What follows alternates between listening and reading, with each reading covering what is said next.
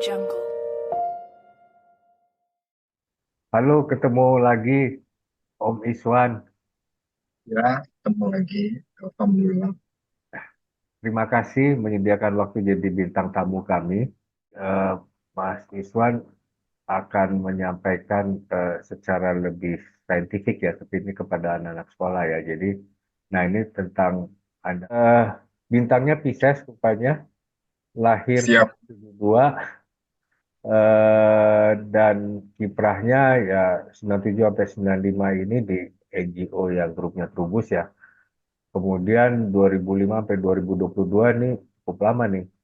Ini di perusahaan tambang. Nah, sekarang ini bergerak di kuliner ya, Mas. Mau menceritakan khusus. Om Syarif, selamat datang, Om.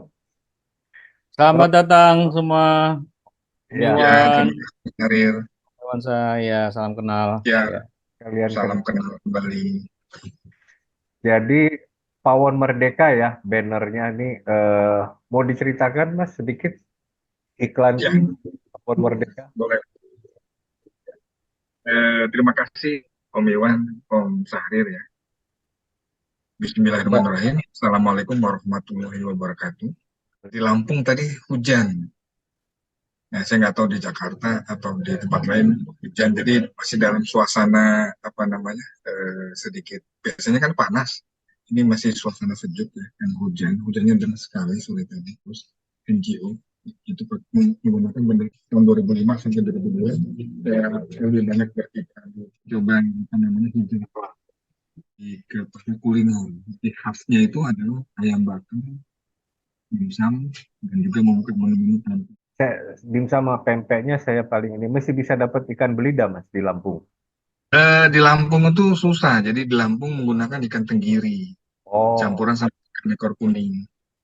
oh. Kebetulan saya orang Palembang dan istri orang Jawa.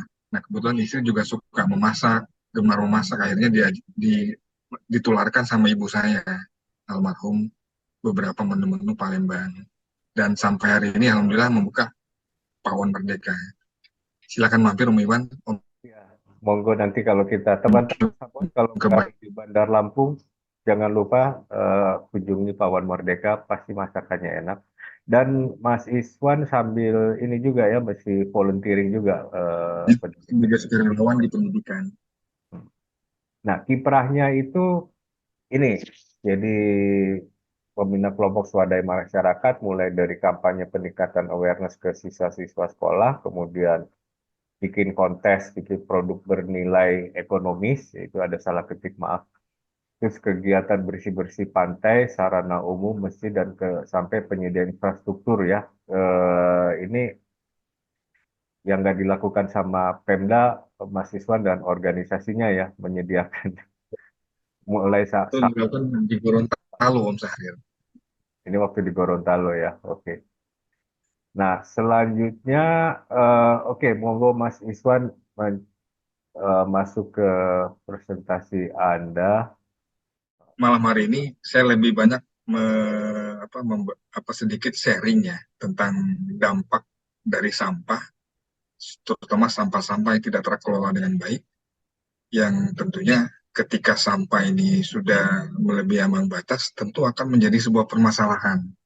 Permasalahan ini tentu kan salah satunya di kesehatan ya, berefek pada kesehatan yang akan kita rasakan ke depan. Faktor lingkungan dan kesehatan ya. Kemudian Sebenarnya sedikit juga berbagi yang Iwan observasikan. Saya sampaikan pada saat saya masih bergabung dengan sebuah perusahaan tambang di Gorontalo. Kita ada namanya Departemen Pemberdayaan Masyarakat atau CSR, Corporate Social Responsibility. Jadi dalam 8 pilarnya itu ada salah satu pilar lingkungan. Nah itu kita konsen, kebetulan saya PIC-nya. Jadi kita konsen ke beberapa sekolah-sekolah pada TK, SD, SMP, sampai SMA untuk memberikan tentang kampanye lingkungan.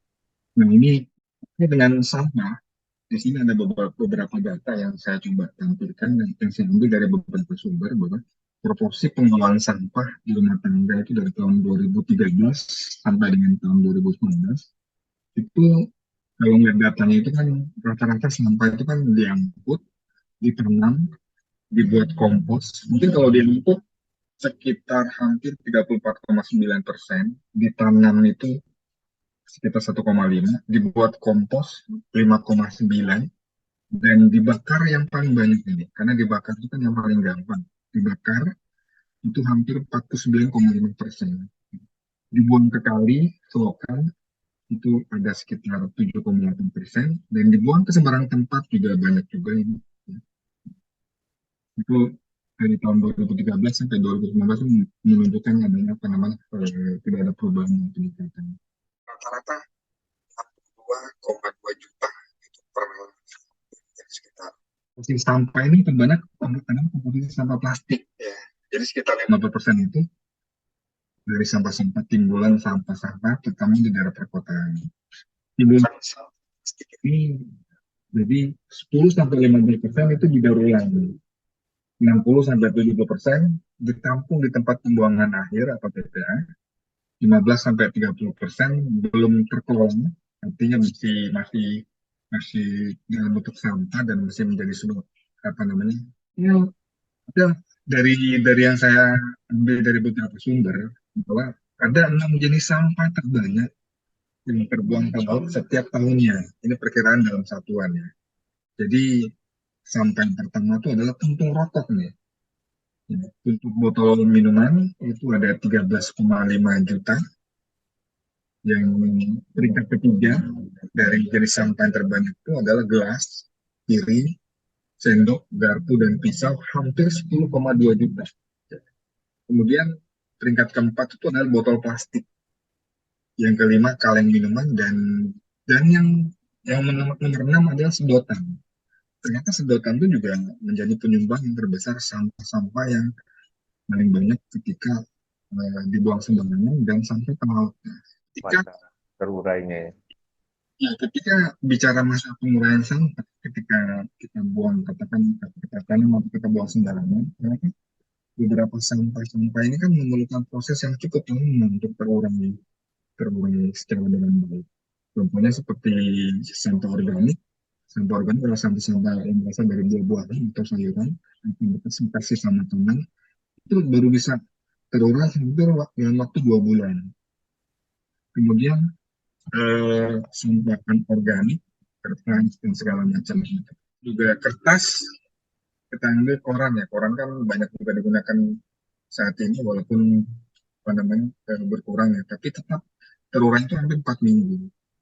Kertas itu lebih lama lagi, 2 sampai 5 bulan. Efek terhadap lingkungan. Nah ini eh, ada beberapa faktor-faktor risiko kesehatan lingkungan yang diakibatkan oleh sampah. Tentunya sampah-sampah yang tidak terkelola dengan baik dan dibuang secara sembarangan.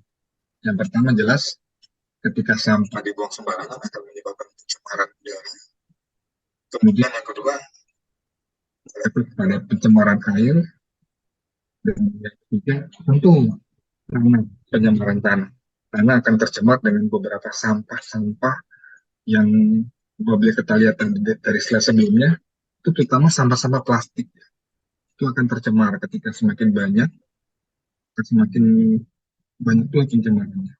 Kemudian bisa berefek pada kontaminasi pangan yang kita makan. Kemudian berikutnya berefek pada banjir. Jelas bahwa ketika sampah-sampah yang menumpuk dan tidak terkelola dengan baik, itu akan menyebabkan banjir. Saya pikir banjir ini sekarang tidak hanya di Jakarta, ya Om Iwan, ya, Om Syahrir, tapi di mana-mana tempat pun sudah sudah merata. Kemudian dampak sampah terhadap kesehatan manusia. Tentu sampah-sampah yang dibuang sembarangan, yang tidak terkelola dengan baik, akan berdampak kepada kesehatan manusia. Kita seperti tahu bahwa setiap setiap rumah tangga itu kan setiap harinya menghasilkan sampah. Sampah-sampah ini misal dari sampah rumah tangga, sampah plastik, sampah B3, bahkan sampah-sampah medis itu juga akan berdampak pada kesehatan manusia. Jadi sampah rumah tangga, sampah plastik, sampah B3, sampah medis ini juga pencemarannya terhadap ke udara, air, tanah, inhalasi dan ingessi. Dan terakhir pada absorpsi kulit. itu juga akan berpengaruh ketika sampah-sampah tadi yang secara nasib mungkin setiap hari bertambah. Dari data yang saya dapatkan 62,2 ya juta ton ya sampai menimbulkan bau ya, kulit terbakar dan keracunan. Gangguan-gangguan terhadap pada organ tubuh seperti paru, liver, ginjal, sistem saraf dan kulit. Kalau kepada efek pada gangguan terhadap janin dan bayi, itu berefek fatal pada cacat mental, bahkan mungkin akan melambat pertumbuhannya. Jadi dampak besar sampah ini terhadap kesehatan manusia itu sangat-sangat berarti mengurangi penggunaan bahan plastik. Atau juga tidak membuang sampah dengan sembarangan. Dengan dibakar tidak menyelesaikan masalah, itu bukan sebuah solusi. Mungkin saja muncul etil keton atau embrio toksik, metilen klorida, klorobenzen atau perkembangan pada janin bayi. Ini rumus kimianya. Ketika ada hujan besar, hampa itu berdampak pada emosional masyarakat ya. Tentu dengan sampah yang tidak terkelola dengan baik menumpuk. Dan yang saya catat di sini tanah dan udara yang kotor juga akhirnya hujan yang Betul, juga bersifat longsor. hujan Betul. hujan bawa ini khusus dampak dari plastik ya Mas ya. Karena bahan plastik ini kan sangat mudah digunakan dan masih banyak disadari juga sangat-sangat apa namanya berbahaya sekali yang berefek pada kanker gitu ya. Iya. Karena plastik ini kan dapat menyebabkan pembengkakan hati kan. Kita tahu bahwa banyak banyak sekali warung-warung ya, yang menggunakan kemasan-kemasan plastik. Nah, itu ternyata memang kemasan plastik itu bisa berefek pada hati ya, ketika pembungkusan menggunakan ketika membungkusnya menggunakan plastik bahan kimia yang terdapat di dalam plastik tersebut ya. Yang terakhir mungkin yang saya catat adalah radang paru-paru. Jadi intinya melalui apa namanya pemaparan ini, ya kan, saya pribadi ya kan, dan mungkin juga apa namanya, karena ini waktu itu kan saya masih berkiprah di sebuah perusahaan, jadi kita menyampaikan dan mengajak pada apa namanya, anak sekolah untuk lebih bijak dalam penggunaan bahan-bahan plastik. Artinya eh, siswa-siswi dan masyarakat kita mulai untuk mengedukasi itu berefek pada kesehatan manusia dalam jangka panjang. Ketika kita haus itu kan banyak sekali menggunakan botol-botol plastik. Manfaatkan daur ulang sampah. Opsan. Jadi ke depan tuh sampah-sampah yang ada ini kita manfaatkan untuk menjadi sebuah berbagai macam kerajinan-kerajinan kreatif bernilai ekonomis. Makanya setelah kita mengadakan kampanye lingkungan ini, sekolah-sekolah itu kita mengadakan lomba-lomba pemanfaatan sampah menjadi sebuah kerajinan ekonomis yang itu nanti ketika ketika sudah baik dan bisa dikembangkan lebih lanjut, kita akan mengembangkan membentuk sebuah kelompok kelompok yang khusus untuk menangani pemanfaatan sampah menjadi sebuah kerajinan yang bernilai ekonomis. Itu kita latih Om Iwan, misalnya.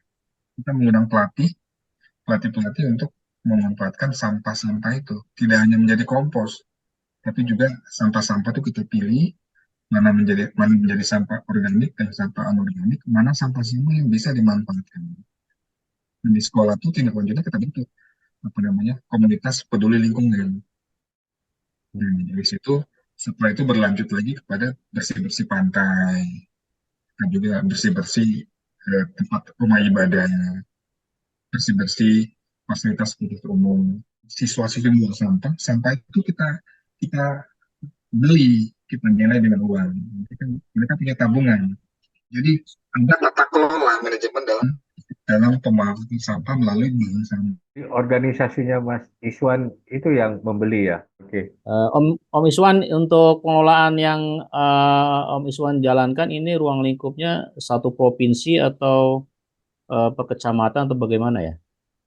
Eh, iya, terima kasih Om Syahrian. Sebenarnya waktu itu kan perusahaan itu kan namanya ring 1, ring 2, ring 3. Nah, kita mencoba pendekatannya dari ring 1, ring 2, dan ring 3. Jadi lebih kepada beberapa kecamatan di satu kabupaten. Oh, jadi wilayah. Kabupaten mana ya, Om Iswan? Apakah Kabupaten kalau Om Sari pernah dengan Kabupaten Pohuwato, itu sebuah oh, kabupaten di Gorontalo masuknya provinsi. Jadi waktu itu perusahaan tambang tempat saya bekerja kan beroperasi di Kabupaten Pohuwato. Lagi di Lampung buka usaha kuliner sambil masih ada kiprah juga untuk membina sekolah-sekolah di pedalaman di Lampung. Tapi data-data dan hasil survei itu waktu masih di perusahaan tambang di Gorontalo itu. Di oh, Gorontalo. Nah Saya itu waktu jadi survei. makalah tadi itu waktu saya sampaikan di ini Om Sari, waktu saya sampaikan di sekolah-sekolah. tahun berapa itu, sorry? Sampai dua, Itu saya di Gorontalo 2016 sampai 2022. ya. Oh, Ya, oke, oke. jadi lebih kepada mengedukasi masyarakat dan siswa-siswa sekolah terhadap kepedulian terhadap sampah dan lingkungan gitu. Saya lihat Gorontalo itu 2023 kecil sekali sih timbulan sampahnya. Itu hanya 141 ton Secara keseluruhan, Om. per ya per bulan ya. Secara keseluruhan Kecil ya. sekali. Ya, kalau Lampung tadi sampai 1000 ton data SIPSN ya. Nah, itu tapi Lampung dan Gorontalo sangat kecil sih dibandingkan Jakarta, provinsi-provinsi yang yang jumlah penduduknya banyak juga ya. Surabaya gitu Om ya. Kalau di Gorontalo sendiri sekarang ada proses apa ya istilahnya pemindahan tugas tanggung jawab atau bagaimana penyerahannya pada saat ke Lampung dari Gorontalo ke Lampung dijalankan dengan pihak lain gitu. Jadi ceritanya itu kan saya itu kan di perusahaan itu kan apa namanya dikasuskan gitu loh Om.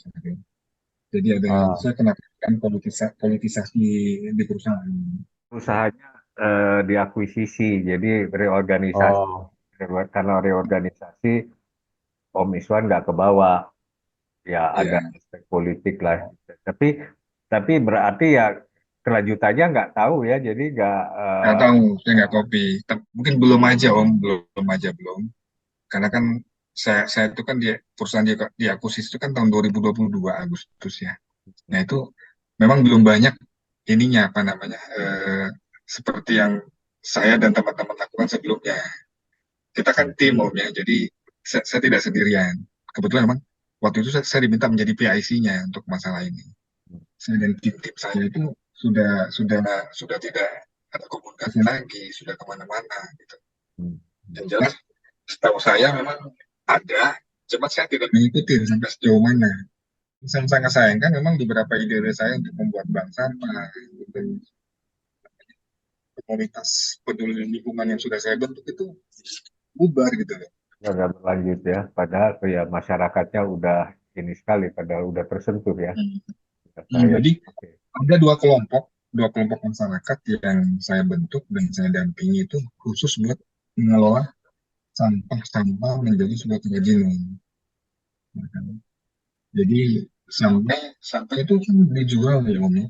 Kan kita kan memang orientasinya mengajak masyarakat dengan memanfaatkan sampah, ternyata sampah itu bisa menghasilkan cuan gitu. Mengajak beberapa anak-anak putus sekolah, ibu-ibu, dan juga beberapa siswa-siswi yang berminat untuk ikut kelompok tersebut. Gitu kan.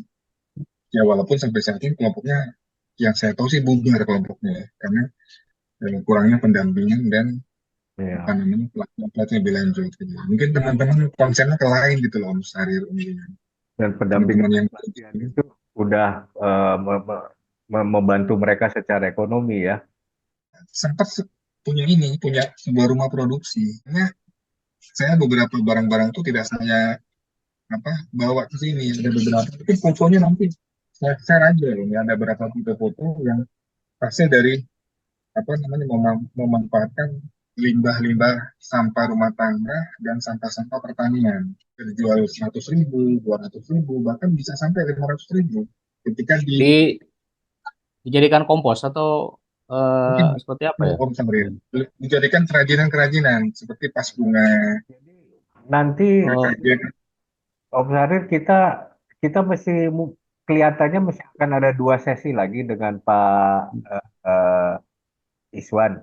Dengan Om Iswan nanti diselip 2 tayangan, kita masih ada episode 2 dan itu kita akan berbicara tentang apa yang harus kita lakukan. Tadi kan udah bahas dampak pada kesehatan, terus apa yang kita harus lakukan. Itu nanti dikombin dengan fakta-fakta kita saya udah ketemu dari tayangan 1 sebetulnya kita juga apa yang, dan dari tayangan dengan Richard juga apa yang harus dilakukan itu nyambung banget itu kalau dikombin dengan beberapa slide-nya Om Iswan nyambung banget. Nah, yang tadi kerajinan itu mungkin di sesi episode ketiga yang tentang Ya, ekonomi. insya Allah. Yang tentang ekonomi karena sekilas saya udah pernah lihat foto-fotonya tuh bagaimana sampah pertanian itu bisa jadi barang kerajinan. Itu saya sempat lihat foto-fotonya di Ya, markupnya. cepat saya share ke Om Iwan. Nanti saya coba share ke Om Sari juga lah. Jadi Oke. ada beberapa foto-foto hasil saya dan teman-teman mendampingi kelompok masyarakat dengan memanfaatkan sampah-sampah pertanian dan sampah-sampah rumah tangga. Jadi di episode ketiga tuh kita masih akan ada 3 episode dengan Om Iswan. Habis ini minggu depan tuh akan ada tayangan hiburan lagu-lagu bertema lingkungan. Lagu Celine Dion itu ya, saya lihat. dari Queen, lagunya Celine Dion, sama ada satu yang menarik, nggak terkenal di Indonesia tapi di Amerika dia bicara tentang ini paus, perburuan dan bagaimana nasib ikan paus yang diburu. Ya itu sih tayangan berikutnya ini. Jadi saya sempat cek, nggak banyak orang tahu Celine Dion pernah bikin lagu tentang polusi udara. Tapi Iya, saya juga belum dengar ini. di tayangan berikutnya. Kalau saya lihat sih di lapangan dan sentuhan ke masyarakatnya udah banyak ya.